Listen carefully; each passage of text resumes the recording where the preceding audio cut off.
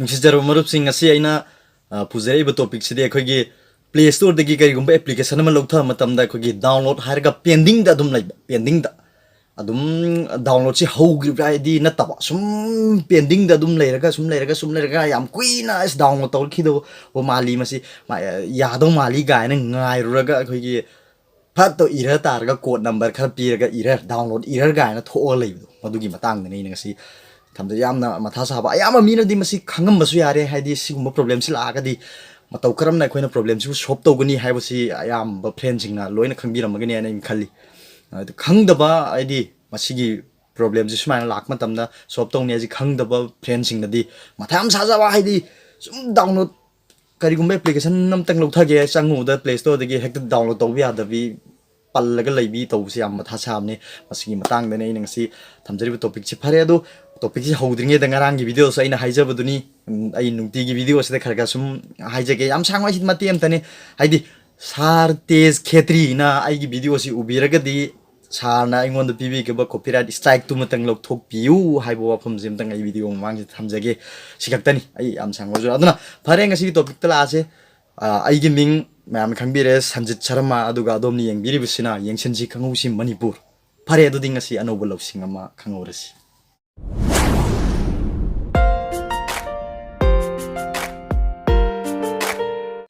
karigumba sumaina akhoi application lawthaba natraga application duga mari leinaba problem laga de aina mamang su YouTube ki wana video am semjagi baduni yadraga di changaga magi setting dagi apps ta sangsilaga apps dagi hairibe application du sangsilaga magi data clear tawba amadi magi file cache clear tawba aduma so leire adagi default app preference haiba ma pura okay tawthokpa sim join mamang da hai khrabani adu hoi magi application duga mari leinaba du haidi mayamna bhab hekta davdagi yak ona taina na asimana kamain semba haibna singba hangbirai mayakidi moji chap mani smane application de yarakta gadi huziki hari mafam do sanglaga magi data se clear to thopi gadone auto kokani haibo fam sin thamjake phare adu di adom gi phone gi screen da changbiro ai chap chana huziki ba fam dum haijara an makta da adom na phone gi setting da changbiro aduga sida apps my phone da kharam na application na thokpu si yauni kharam na apps ana thokle adu si sangchin biro ngaktang loading to gani magi application sing puthong aduga leiriba piriba application sing sida sigi application si tu se all apps haina thariba si my phone Android version ni matung ina khitang khenai go mai thokgi mawong se adu sum chingkhat piraga han da Play Store haiba application du thibiro Play Store thibiro leire sida leire Play Store sida sanction biro aduga storage ana ma yauri ba sida muk sanction biro aduga sigi clear data si clear data to thopi gedo si clear data namni sigi to delete ai sida okay to biro delete sida sum nam biro back to biro sima solution biro matung da back to biro aduga to sigi mathakta Google Play Services saibam yauri sima sida muk sanction biro si so sap mani storage ta sanction biro aduga siso manage storage sai sida sanction biro so si sangaga sigi clear all data sida clear all data ana piriba sigi sida nambiyo atei mathaki tei sing sida nambiru nu sigi clear all data ana thariba si khaktang to okay to thokpiro masida okay to mutamda aingona to smaina magi permission am nirakani sigi delete apps data have si okay to thokpiba loire si khaktani hairiba ani si towiba se adu songi clear case si so to thopi bai su kaide si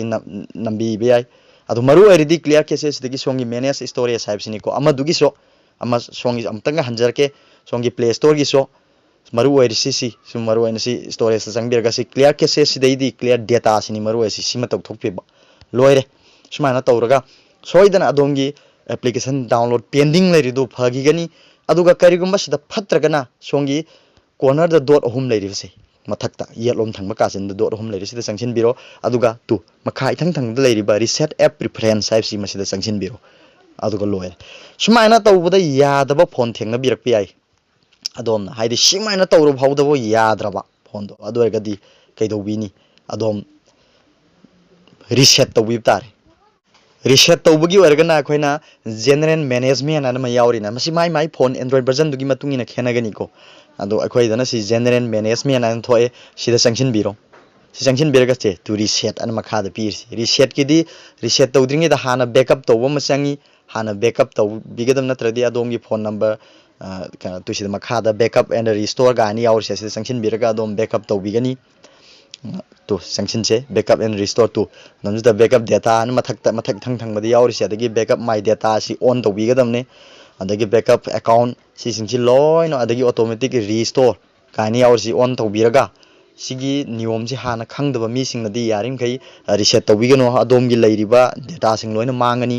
ꯑꯗꯣꯝꯒꯤ phone number ꯃꯥꯡꯈꯤꯕ ꯌꯥꯏ ꯍꯥꯟꯅ ꯑꯗꯣꯝꯒꯤ email ꯀꯔꯤꯅꯣ ꯄꯥꯁꯋꯥꯔꯗꯅ ꯀꯔꯤꯅꯣ ꯍꯥꯏꯕꯅꯆꯤꯡꯕ ꯃꯨꯟꯅ ꯈꯪꯂꯕ ꯃꯇꯨꯡꯗ ꯑꯗꯣꯝ ꯔꯤꯁꯦꯠ ꯇꯧꯕꯤꯌꯨ ꯔꯤꯁꯦꯠ ꯇꯧꯕ ꯃꯇꯝꯗꯗꯤ ꯄꯨꯟꯅ ꯀꯣꯛꯑꯒꯅꯤ ꯑꯗꯣꯝꯒꯤ ꯗꯥꯎꯟꯂꯣꯗ ꯄꯦꯟꯗꯤꯡ ꯂꯩꯕꯒꯤ ꯑꯋꯥꯕꯁꯤ ꯍꯥꯏꯕ ꯋꯥꯐꯝꯁꯤ ꯊꯝꯖꯒꯦ ꯁꯤ ꯈꯛꯇꯅꯤ ꯑꯗꯣ ꯁꯤꯗꯒꯤ ꯍꯦꯟꯅ ꯀꯔꯤꯁꯨ ꯂꯩꯇꯦ ꯑꯇꯣꯞꯄ ꯇꯧꯕꯤꯅꯤꯡꯉꯥꯏ ꯁꯤꯈꯛ ꯇꯧꯕꯤꯔꯒ ꯑꯗꯣꯝꯒꯤ ꯑꯋꯥꯕꯗꯣ ꯀꯣꯛꯀꯅꯤ ꯍꯥꯏꯕ ꯋꯥꯐꯝꯁꯤ ꯊꯝꯖꯒꯦ ꯑꯩꯅ ꯉꯁꯤ ꯄꯤꯖꯔꯤꯕ ꯏꯟꯐꯣꯔꯃꯦꯁꯟꯁꯤꯅ ꯑꯗꯣꯝꯗ ꯀꯥꯟꯅꯩ ꯈꯟꯕꯤꯔꯒꯗꯤ ꯂꯥꯏꯛ ꯇꯧꯕꯤꯔꯝꯃꯨ ꯑꯃꯗꯤ ꯑꯩꯒꯤ ꯏꯃꯨꯡ ꯃꯅꯨꯡ ꯐ꯭ꯔꯦꯟꯁꯤꯡꯅ ꯃꯁꯤ ꯈꯪꯕꯗ ꯀꯥꯟꯅꯒꯅꯤ ꯈꯜꯂꯒꯅ ꯃꯈꯣꯏꯗꯁꯨ ꯁꯤꯌꯥꯔ ꯇꯧꯕꯤꯔꯝꯃꯨ ꯍꯥꯏꯕ ꯋꯥꯐꯝꯁꯤ ꯊꯝꯖꯒꯦ ꯑꯩꯒꯤ ꯆꯦꯅꯦꯜꯁꯦ ꯑꯌꯨꯛꯇꯅ ꯑꯃꯥꯖꯣꯟ ꯀꯨꯏꯖꯀꯤ